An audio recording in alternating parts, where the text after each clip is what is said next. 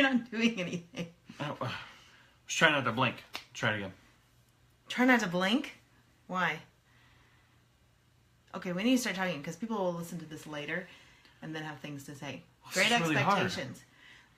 But to get people to listen, we have to use sex somewhere in our videos. So I was going to say great sexpectations. Wow, Wow, sex. are you? Isn't that cute? But that really is not what we're talking about.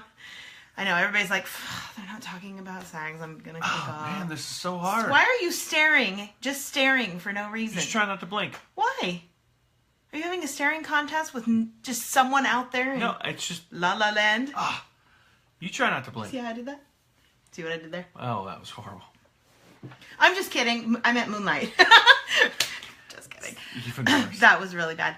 No, we're talking about expectations. My eyes are now watering. Stop! Okay. Well, don't. There's no point. You can do this with a child. Well, I'm talking about, trying the same thing over and over again and expecting a different result. Evan's staring at you. Well, yeah, I'm just, trying not to blink. You try not to blink and see how long that lasts. He hasn't blinked yet. Liar. Oh. What does that have to do with expectations and going insane? Are you going insane? Just by not blinking? What's the definition of insanity? Doing the same thing over and over, expecting a different result. So how are you doing that in your marriage? You doing nothing and expecting something to happen? Yep. Really? I'm not. I'm not saying that. No. Well, video over. There you go. No, but expectations. What is your expectations in marriage? What did you originally have? Kind of have a 2-point thing here. Are your expectations? You're just gonna stare at the screen. So no expectations. What is your expectations? Do you expect your wife to be, have dinner on the table every night and be intimate 2 to 3 times a week? What were your expectations? Okay. There's only 7 days in the week. Well, you could double up on something. Anyway, what were your expectations? Are they being met? Do you even talk about that? Do you talk about what's being expected? What did you expect? And then, is that love? Does it say in 1 Corinthians 13, love is meeting expectations? Mm-mm. No, because you never meet mine. Oh, what? I love you. You're a good person. Okay, we'll have a little conversation after that. Just kidding. But no, what are your expectations? And of course, insanity is doing the same thing over and over, expecting a different result. You can read all the marriage books you want in the world. You can go to counselors. You can take advice from the best of them. People have been married 50 years. The best. No. If you don't do anything, you never change, you never put your phone down and turn and talk to your spouse, you never put the video game down, you never ask your wife, let's go out to dinner, let's go for a walk around the block, you never go up and kiss your husband and snuggle him and, be out of the blue affectionate with him, nothing's going to change. It's not going to magically, hey, we went to counseling, everything's great. That doesn't happen. We can't fix a marriage. Only you can. And one person working on it doesn't fix a marriage. Fix it. Both of you have to work on it. Both of you have to put the effort in. And it was effortless at first because you wanted to hang out with, you wanted to be affectionate, you wanted just to, I don't want to hang out with her anymore. Not at all. I'm fun. No, she kind of stinks. No, I didn't. I took a shower. Oh, first time this week. Well, it is Monday. Stop that. But if you never do anything different, how do you expect to have a different marriage? If you don't like where you're at, you change. If you don't like your weight, you should change. You have to go to the gym. You have to do something. If you don't, you're not going to change. Yeah, my sister, Nothing's the coach, going is to telling me to happen. lift weights today, so I'm trying to change. One of the biggest things where we take away this from is that when Jesus came and he talked to people and the disciples, a lot of the thing was just, hey, do the opposite of what you would normally do. It's not an eye for an eye anymore. It's forgiveness. Yes. And it's almost the same thing. It is the same thing in your marriage. If you want drastic change, you're going to have to do the exact opposite of what you're used to doing. So in other words, if you guys have a fight and you're the one that flees instead of fights, guess what? You're going to have to suck it up and actually just deal with the problem instead of running away from your problem.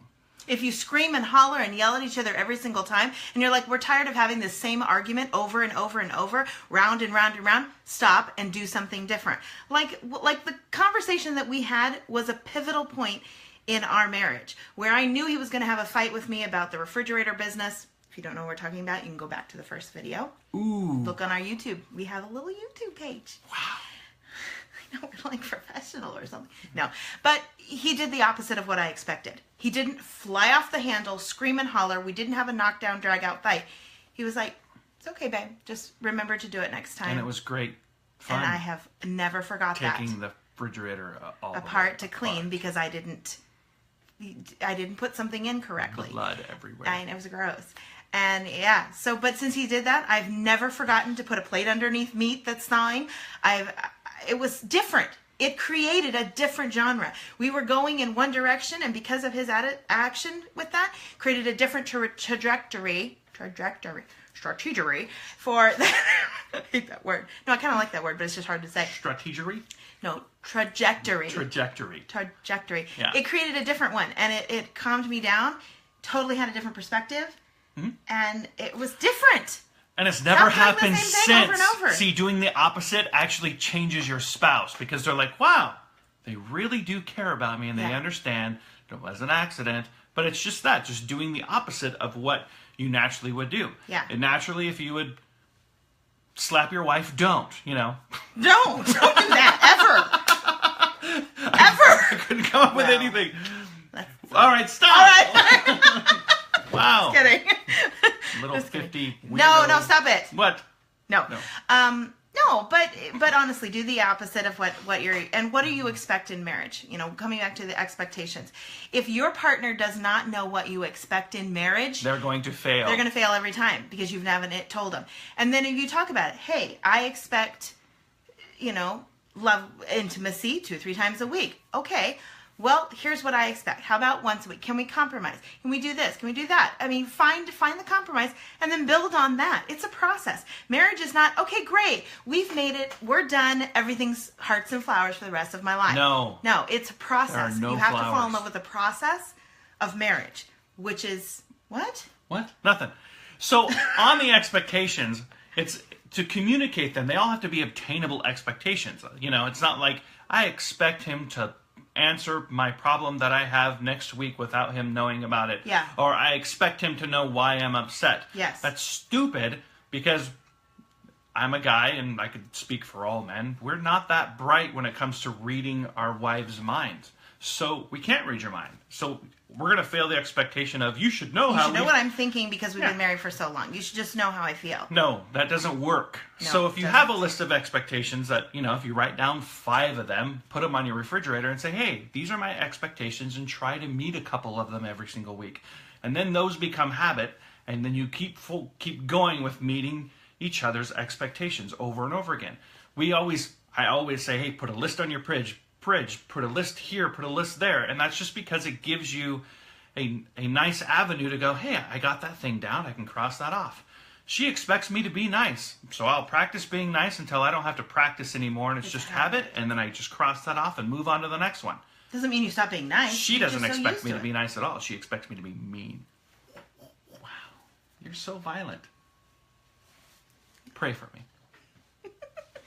But no, that's very true. I mean, how are they supposed to know if you don't put it down? And it sparks conversation. Again, back to communication. If you're not communicating, you're not getting your needs met. You're not talking about your needs and your wants. You're not getting to that level 4 and 5 conversations. It's not about the weather. It's not about talking, hey, I need to take so-and-so to band practice. It's not about your kids. It's level 4, 5. Well, this is what I need, and this is how I feel. And you can do it in a non-accusatory, well, you never do this for me. That's not starting a good conversation. What are you doing there? Nothing. Okay. Well, so there you go.